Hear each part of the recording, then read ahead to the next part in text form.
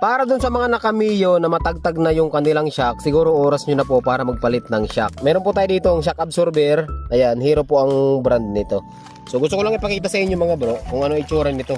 Kung anong klase ba ang Hero shock, no? Ayan, ganito po yan. Okay? So pagka dumating sa inyo, syempre naka-plastic po yan, naka-bubble wrap. Bali, tinanggal lang po natin. Pero ganito po yung itsura niya, no? Meron po tayo nitong iba't ibang kulay. Mayroong pula, mayroong blue, mayroong itim, at ito po meron tayong kulay puti. Tapos mayroong, ayan o, may Hero yan sa, ayan o, pocket sticker. Meron din po itong kasamang pang-adjust. Ayan, ito. Bushing at saka allen kapag ka nag-order kayo. Siyempre, kayo na lang yung mamili.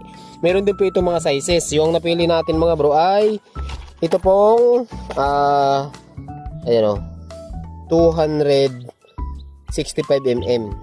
So ang kadalasan kasing stock mga bro ng mga scooter ay 310mm. So kung gusto niyo mag-lowered, pwede po kayong magbaba ng mm. Meron tayong 280, 260, 270, ayan, 290. Iba-ibang size po ano. Kayo na lang po yung mamimili. Siyempre, dun sa mga gusto po mag-order, baka magtanong kayo, i-check nyo lamang yung yellow basket dyan sa baba ng ating video para po makapag-order kayo.